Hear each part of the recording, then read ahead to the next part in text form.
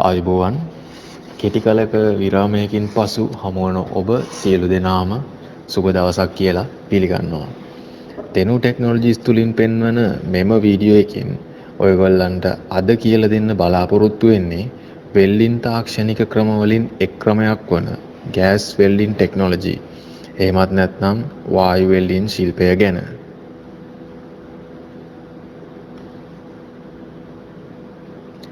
වායු වෙල්ඩින් තාක්ෂණය සඳහා භාවිතා කරනවා ප්‍රධාන වශයෙන් වායුන් වර්ග දෙකක්. එක් වායුවක් ඔක්සිජන් O2 සංකේතයෙන් හඳුන්වනවා. අනිත් වායුව තමයි ඇසිටලින් C2H2 සංකේතයෙන් ඒක අපි හඳුන්වනවා. මෙම වායුන් දෙක අතුරින් ඇසිටලින් වායුව දහන වායුව වශයෙන්ුත් ඔක්සිජන් වායුව දහන පෝෂක වායුව එහෙමත් නැත්නම් උපකාරක වායුව ලෙසත් හඳුන්වන්න පුළුවන්. ඉතින් මෙන්න මේ වායුන් වර්ග දෙක කර්මාන්තයේදී භාවිතා කිරීමට පහසු වීම සඳහා වායුන් ගබඩා කරලා තියෙනවා වායු සිලින්ඩරවල. මෙම ඇසිටලින් හා ඔක්සිජන් වායු සිලින්ඩර ස්ටිකර් එකක් හෝ ලේබල් එකක් මගින් හෝ එහෙමත් නැත්නම් සිලින්ඩරය මත පංච් කිරීමෙන් නම් කරලා තියෙන්න පුළුවන්. නමුත් මේ කිසිම ක්‍රමවේදයකින් වායු සිලින්ඩර නම් කරලා තිබුණේ නැත්නම් කොහොමද ඇසිටලින් හා ඔක්සිජන් වායු සිලින්ඩර වෙන් කරලා හඳුනාගන්නේ?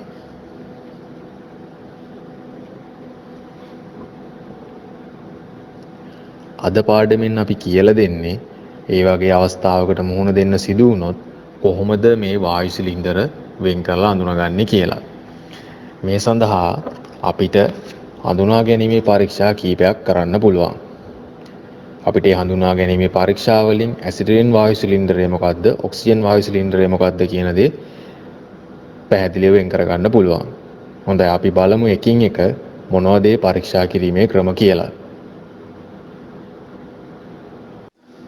හොඳයි.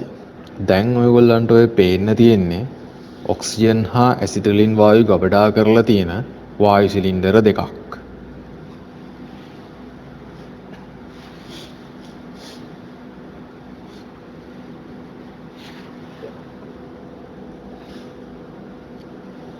බලන්න පුළුවන්ද කියලා බැලුව බැලමටම සිලින්ඩර් දෙකේ වෙනස්කම් හඳුනා ගන්න.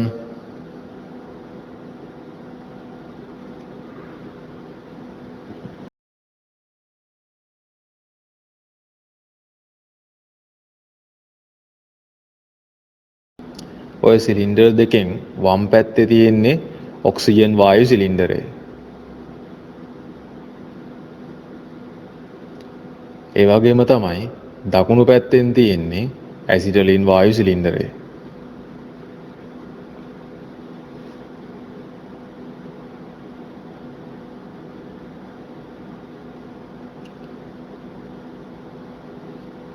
හරි. අපි බලමු අපේ පරීක්ෂා කරන ක්‍රමවේදයන් වලින් කොහොමද මේ ඇසිටලින් සහ ඔක්සිජන් වායු සිලින්ඩර හඳුනාගන්නේ කියලා. පළවෙනි පරීක්ෂාව විදියට අපිට පුළුවන් වායු සිලින්ඩරයේ වර්ණය පරීක්ෂා කරලා බලන්න. එහෙනම් සම්මතයන්ට අනුව ඔක්සිජන් වායු සිලින්ඩරයක කළු පාට වෙන්න ඕන. ඒ වගේම තමයි ඇසිටලින් වායු සිලින්ඩරය රතු හෝ දුඹුරු පාටක් වෙන්න ඕනේ.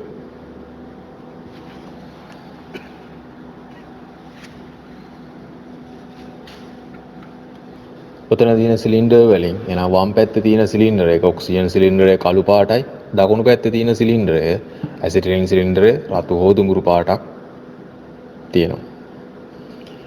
දෙවෙනි පරීක්ෂාව විදියට අපිට පුළුවන් උඩා යකඩ කැබැල්ලකින් සිලින්ඩරයට තට්ටු කරලා ඇතිවන හඬ පරීක්ෂා කරන්න.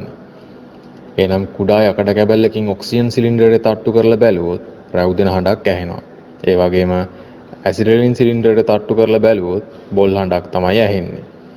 අපි බලමු මේ විදිහට තට්ටු කරලා මොන වගේ හඬක්ද සිලින්ඩර වලින් නිකුත් වෙන්නේ කියලා. බලන්න මුලින්ම ඔක්සිජන් වායු සිලින්ඩරයට තට්ටු කරාම මොන වගේ හඬක්ද ඇහෙන්නේ කියලා. මේ තියෙන්නේ මම පාවිච්චි කරන කුඩා යකඩ කැබැල්ල.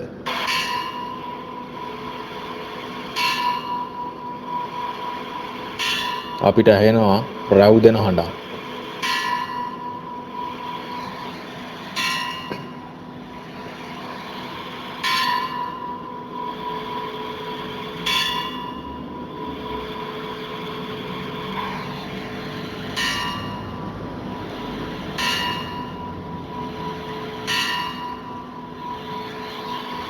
හරි.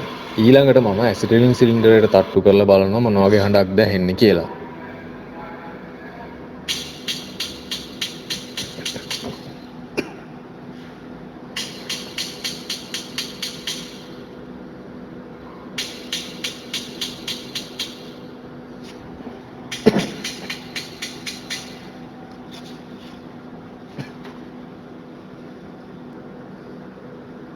ඒ විදිහට අපිට පුළුවන් පරීක්ෂා කරලා බලන්න.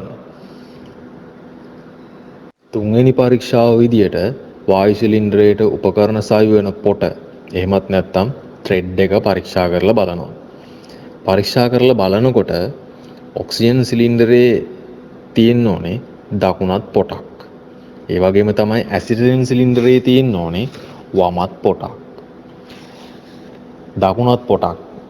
එහෙමත් නැත්නම් රයිට් හෑන්ඩ් ත්‍රෙඩ් එකක් කියලා කියන්නේ අපි දන්න විදිහට සාමාන්‍ය පොට සහිත ඇණයක් සැලකුවොතින් දකුණු පැත්තට එහෙමත් නැත්නම් ඔරලෝසුවේ කටු කැරකෙන පැත්තට ඇණය තද වෙනවා. වම් පැත්තට කැරකුවොත් බුරුල් වෙනවා. ඒ වගේම තමයි වමත් පොටක් එහෙම නැත්නම් left hand thread එකක් කියලා කියන්නේ වම් පැත්තට එහෙම නැත්නම් ඔරලෝසුවේ කටු කැරකෙන පැත්තට විරුද්ධ පැත්තට කරකවනකොට ඇණය තද වෙනවා. දකුණු පැත්තට කරකවනකොට ඇණය බුරුල් වෙන්න ඕන. හොඳයි අපි බලමු මේ පොටවල් ආකාර දෙක කොහොමද සිලින්ඩර වල තියෙන්නේ කියලා. ඔය තියෙන්නේ ඔක්සිජන් වායු සිලින්ඩරයට උපකරණ සවි කරන්න තියෙන පොට. ඒක දකුණත් පොටක්. රයිට් හෑන්ඩ් ත්‍රෙඩ් එකක්.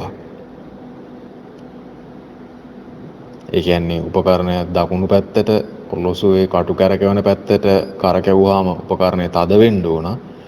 ඊට විරුද්ධ පැත්තට වම් පැත්තට කරකැවුවාම උපකරණය බුරුල් වෙන්න ඕන.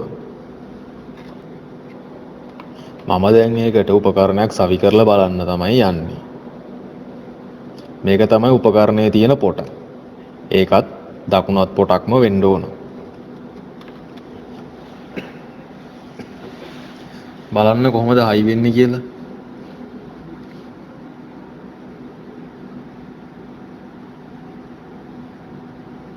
මම ওই විදිහට උපකරණය සිලින්ඩරයේ තියෙන පොටතර තියලා දකුණු පැත්තට දක්ෂිණාවර්ත එහෙම නැත්නම් ඔරලෝසුවේ කටු කරකවන පැත්තට කරකවනවා.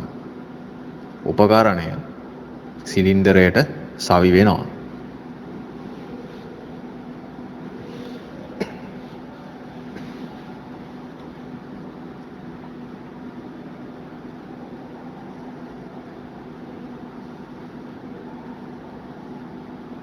ඊළඟට මම උපකරණය සිලින්ඩරයෙන් ගලවනවා. එහෙනම් මම වාමාවර්තව උපකරණයේ පොට කරකවන්න ඕන. වාමාවර්තව කරකවද්දී උපකරණයේ සිලින්ඩරයෙන් ගලවලා ඉවත් කරගන්න පුළුවන්.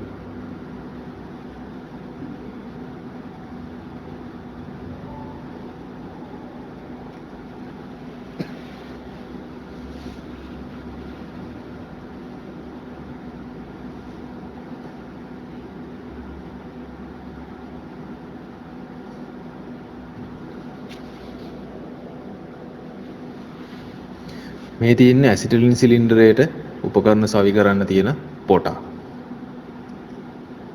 ඒක වමත් පොටක් වෙන්න ඕන. කලින් විදියටම මම ඇසිටිලින් සිලින්ඩරයටත් උපකරණයක් සවි කරලා බලන කොහොමද සවි කරන්න පුළුවන් කියලා. හරි. ඔය තියෙන්නේ ඇසිටිලින් සිලින්ඩරයට සවි කරන්න යන උපකරණය. ඔය තියෙන්නේ ඒකේ පොට. එහෙනම් සිලින්ඩරෙත් තියෙන වාමාවර්ත පොටක්. වමත් පොටක්. ඒ වගේම උපකරණයේ තියෙන්නත් ඕන වමත් පොටක්. බලන්න කොහොමද සවි වෙන්නේ කියලා.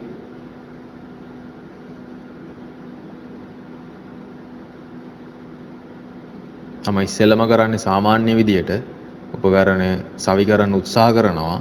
උපකරණයේ තියෙන පොට දක්ෂිණාවර්තව කරකැවීමෙන්. බලන්න හයි කරන්න පුළුවන්ද කියලා.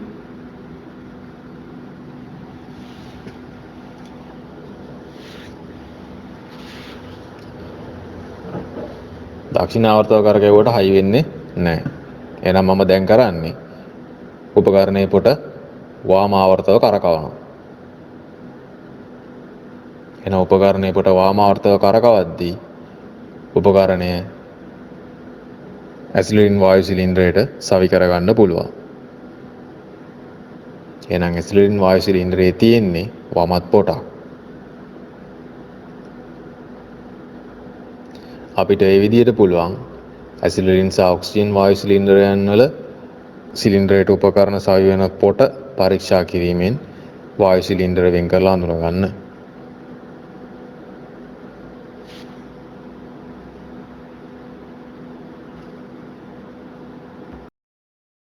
හතරවෙනි පරීක්ෂාවේදී අපිට පුළුවන් වායු සිලින්ඩරේ මදක් විවෘත කරලා ගඳ සුවඳ පරීක්ෂා කරලා බලන්න.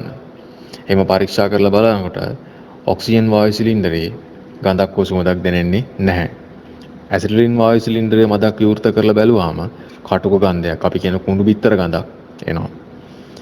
විශේෂයෙන්ම මෙම වායුන් වල ගඳ සුවඳ පරීක්ෂා කිරීමේදී බොහොම සැලකිලිමත් වෙන්න ඕන. මොකද විස්සහිත වායුවක් නම් සිලින්ඩරවල තියෙන්නේ ඒකාන්තතුරුදායක වෙන්න පුළුවන්. ඒ නිසා ගඳ සුවඳ පරීක්ෂා කරන්න කලින් අනික් පරීක්ෂා ටික කරලා බලන එක වඩාත්ම යෝග්‍යයි. ඔක්සිජන් සහ ඇසිටිලින් තියෙන තැනකින් පමණක් වායු වෙන් කර ගන්නවා නම් මෙම ක්‍රමය එතරම් ගැටලුවක් වෙන්නේ නැහැ. අපි බලමු කොහොමද වායු සිලින්ඩර විවෘත කරගන්නේ කියලා.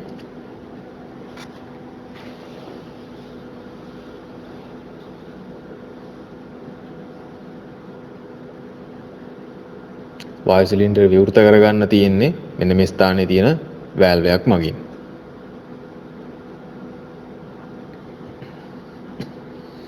ඉස්සෙල්ලා මම ඔක්සිජන් වායු සිලින්ඩරේ තමයි විවෘත කරලා බලන්න හදන්නේ.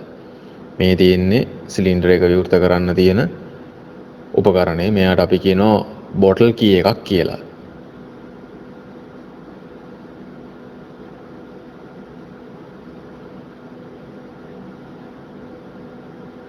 බොටල් කී එක ඔක්සිජන් වායු සිලින්ඩර් එකේ අදාළ ස්ථානයේ මත තැබීමෙන් බලමු කොහොමද අපි සිලින්ඩර් එක විවෘත කරගන්නේ කියලා.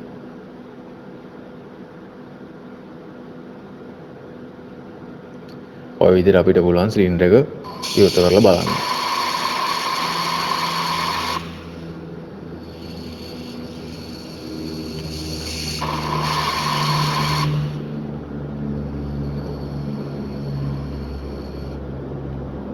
හරි.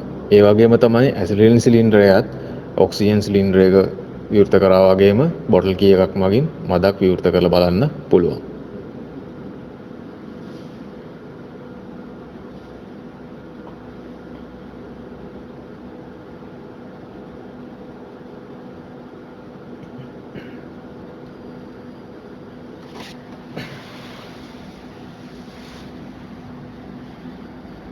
පස්වෙනි ක්‍රමයේ යටතේ අපිට පුළුවන් වායු සිලින්ඩරේ බර පරීක්ෂා කරලා බලන්න.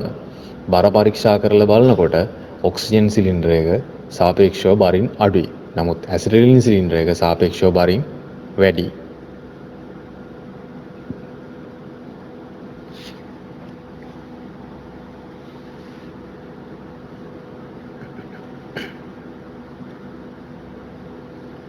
ඔක්සිජන් සිලින්ඩරේ බරින් අඩුයි.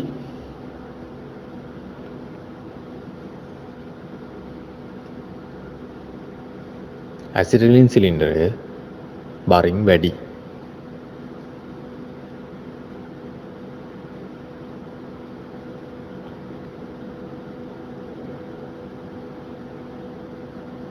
හයවෙනි පරීක්ෂාව යටතේ අපිට පුළුවන් වායු සිලින්ඩරයේ උස පරීක්ෂා කරලා බලන්න. ඒ විදිහට උස පරීක්ෂා කරලා බලනකොට ඔක්සිජන් සිලින්ඩර් එක උසින් වැඩි, ඇසිටිලින් සිලින්ඩර් එක උසින් අඩුයි. දැන් ඔයගලන්ට ඔය පේන්න තියෙන්නේ වම් පැත්තේ තියෙන ඔක්සිජන් සිලින්ඩර් එක උසින් වැඩි, දකුණු පැත්තේ තියෙන ඇසිටිලින් සිලින්ඩර් එක උසින් අඩු සිලින්ඩර් එකක්. හත්වෙනි පරීක්ෂාව වායු සිලින්ඩර් එකේ පතුල පරීක්ෂා කරලා බලන්න පුළුවන්. ඒ විදිහට පතුල පරීක්ෂා කරලා බලනකොට ඔක්සිජන් සිලින්ඩර් එක නම් තියෙන්නේ ඇතුළට නිරාගිය වක්‍රාකාර හැඩයක්. ඒ වගේම ඇසිටිලින් සිලින්ඩර් එකේ පතුල පිටතට නිරා පැමිණි වක්‍රාකාර හැඩයක් තියෙනවා. බලමු කොහොමද පතුලේ හැඩය තියෙන්නේ කියලා.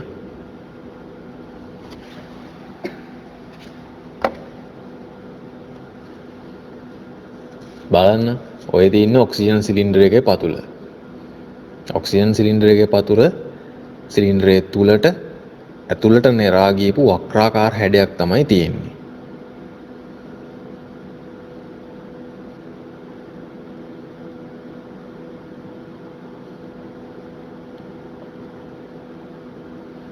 ඒ වගේම ඇසිටිලින් සිලින්ඩරය බලන්න. ඇසිටිලින් සිලින්ඩරයේ පතුල ගත්තොතින් ඇසිටිලින් සිලින්ඩරයේ සිලින්ඩරයෙන් පිටතට නෙරා ආපු වක්‍රාකාර හැඩයක් තමයි තියෙන්නේ.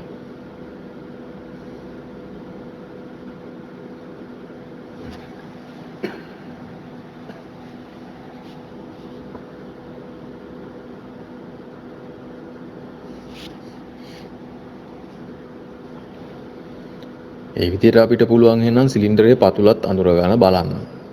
බලන්න දැන් ඔයගොල්ලන්ට පෙන්නලා තියෙන්නේ අපි ඔක්සිජන් සහ ඇසිටිලින් වායු සිලින්ඩර අඳුනා ගන්න කරපු පරීක්ෂාවන් ටික. පළවෙනි පරීක්ෂාව වායු සිලින්ඩරයේ වර්ණය පරීක්ෂා කිරීම. වර්ණය පරීක්ෂා කරලා අපිට පුළුවන් ඔක්සිජන් සහ ඇසිටිලින් වායු සිලින්ඩර වෙන් කරලා අඳුනා ගන්න. අංක 2 වායු සිලින්ඩරයකට කුඩා යකඩ කැබැල්ලකින් තට්ටු කර බැලීම. ඒ විදිහට තට්ටු කරලා බලලා ඇතිවන හඬ මගින් සිලින්ඩරය අඳුනා ගන්න පුළුවන්. 3 වායු සිලින්ඩරයකට උපකරණ සවිවන පොට පරීක්ෂා කිරීම.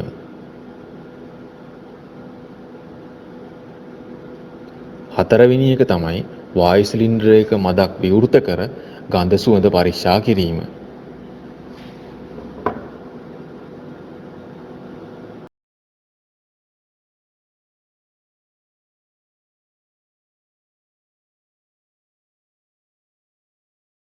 මෙන්න මේ අංක 1 ඉඳලා 4 වෙනකන් තියෙන පරීක්ෂාවන් ටික තමයි අපි සිලින්ඩර් අඳුර ගන්න කරන ප්‍රධානම පරීක්ෂාවන් 4.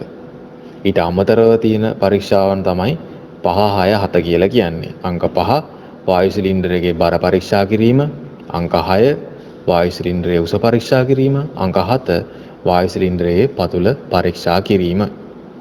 මෙන්න මේ කියන ක්‍රමවේදයන් හරහා අපිට පුළුවන් වායු සිලින්ඩර නම් කරලා නැති අවස්ථාවක අපිට ඔක්සිජන් සහ ඇසිටිලින් වායු සිලින්ඩර වෙන් කරලා හඳුනා ගන්න.